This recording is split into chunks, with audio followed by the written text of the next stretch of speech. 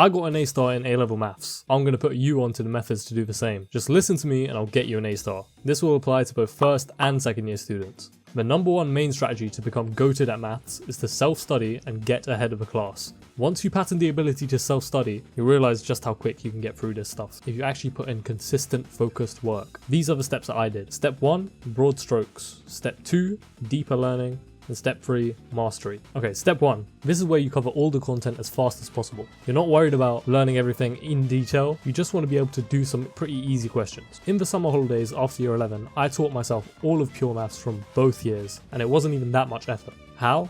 Maths Genie. I went to the Maths Genie website, saw that it had all the videos for A-Level Maths, and I figured, yo, it's all right here. So I watched the videos, then did the corresponding worksheet, watched the next videos, did the worksheet, just repeated that for all the topics. By the way, a good skill you should learn is watching videos at higher speeds. It will save so much time. So start with whatever you can understand at, even if it's just 1.25x speed, and then just slowly work your way up. So I normally watch videos at like 3 times speed or above, and then I'll slow it down when I need to. Now I did this for all of pure. The only reason I didn't do applied is because I kind of wanted something new to learn in school, but I could have done that as well. Now, was I cracked at pure maths after learning this? No, I was probably like a C grade student maybe, but that just means I was already doing better than a lot of second years and I hadn't attended a single day of sixth form yet. This is because I only went through everything once and I didn't do that many practice questions per topic. Now, you might ask, what's the point of learning all this if it's not proper and you're going to forget it? Fair question.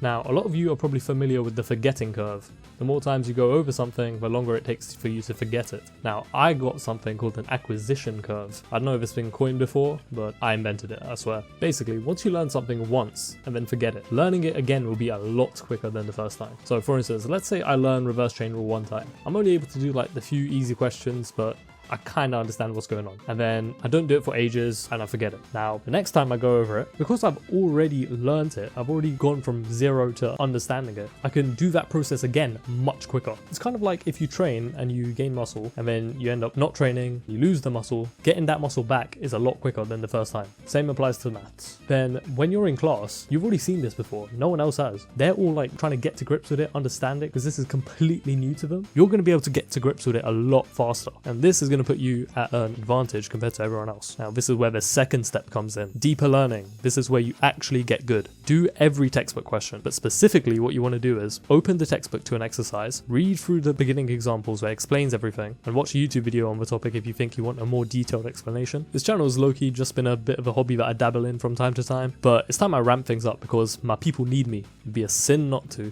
Intelligence is not a privilege, it's a gift, and you use it for the good of mankind. So subscribe if you're interested in peak maths content. Anyway, like I was saying, you can learn about the topic by reading or watching videos. And now once you've learned about the content, you just bang out the questions. I'd say do every other question, evens or odds, it's up to you. This way you can get through the content faster and you also leave questions to come back to. However, if you're struggling a lot with the questions, then you should do all of them. More practice is how you learn. Now when it comes to this step, you want to make sure you have dedicated time every day doing this stuff. I remember in the Christmas holidays of second year, I wanted to just get ahead and do all of integration by myself. So I did. Woke up early, brushed, showered, all that, went downstairs, made a cup of coffee, went outside, had my laptop, textbook, and I had a nightlight because it was winter, it's dark out here, it's like 7 AM. And I stayed outside doing maths for like 2 hours and I refused to go inside until I was done with the topic. Now, you don't have to do this, but maybe you'd like to experiment with it. Stay outside in the cold, and the only way you can escape the cold is by doing those maths questions. Stay toasty. Now, like I said, we want to learn ahead, and if we've done step 1, we can breeze through the work we're given in class. Guys all around you are going to be struggling. You've already seen this before. You can pick things up quickly. You should be able to do the work a lot faster. So you should have extra time in the class, and in this extra time, you should just continue making progress through the textbook, unless your teacher tells you to do something else. Okay, stage 3, mastery. This is what gets you those top grades. Exam practice. You hear this all the time because it's true. Get a paper and do it under timed conditions. This will humble you so quick in the beginning. You might not be able to complete all the questions in time, or you might be barely able to answer some questions. This is perfectly fine. This is how you get good. In my experience, I was pretty good at the textbook questions. Tried doing a paper. How am I getting like 40%? I'm going to be like one of the smart kids, bro. But then I do another paper. Okay, it's still about the same, a bit better. I keep doing papers. I kept trying and it's genuinely exponential improvement. But then eventually, whenever I do a paper, I lose no no more than 5 marks. The improvement is quick, you just have to be willing to feel dumb. You have to give exams and each question in the exam a genuine try, and then you have to get things wrong and lose marks. This is the best way to show where you're lacking. When you make mistakes and are punished for it, your brain is going to want to remember the right answer more because it doesn't like losing. Some people will just insist on making more notes or doing more easy questions from a textbook because they feel they're not ready for exam practice, or they'll pull out the mark scheme at the first sign of struggle before actually attempting anything because it's too hard. Here your brain's like, I don't really know what to do here. Oh, that's the right way, that's neat, I might remember that. Versus,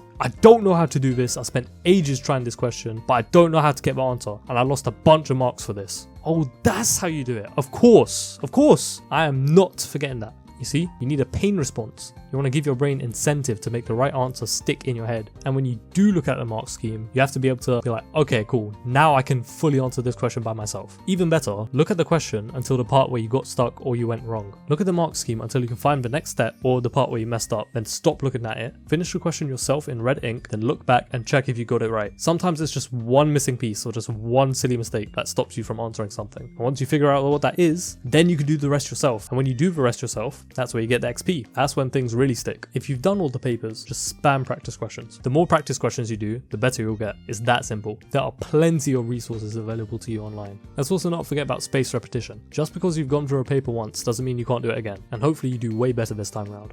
If you have the problem of running out of papers and practice questions, and you've gone over them plenty of times and you just don't know what else to do now, you're just guaranteed to make it at that point. So, quick recap of everything. Step 1. Speedrun the content using Maths Genie or whatever else. Don't worry about understanding everything in loads of detail, just be able to do the questions to a fair standard. Step 2. Go through the content in more detail using YouTube videos and the textbook. In class, speedrun the work you're given and use the extra time for going ahead at your own pace. Step 3. Spam exam papers and practice questions until you're goated. If you have a good reason for this, all this stuff shouldn't be that hard. In fact, maybe that's step 0, having a strong reason for doing all this. Maybe you want to get into a top uni, or maybe you just really enjoy the self-study process. I had those too, but my main reason was a bit less glamorous. I legit just wanted to show off how ahead of everyone I was. You say I'm arrogant, I say damn right. That's pride in the saying I am. You gotta have a competitive spirit, man. If you don't care about other people being better than you, then why even bother putting in the extra work? I legit believe anyone can do this if you put in enough time and effort. And everyone's got enough time. Think of all the hours you've been wasting. Telling me you're not going to trade some of that doom scrolling time to get an A star. Come on, man. Your brain is plastic. You make new memories every single day. This time you're just making them about how to do new maths topics. Alright, hopefully one person takes this advice and becomes a goat in mathematics. It better be you, bro, because if not, someone else will.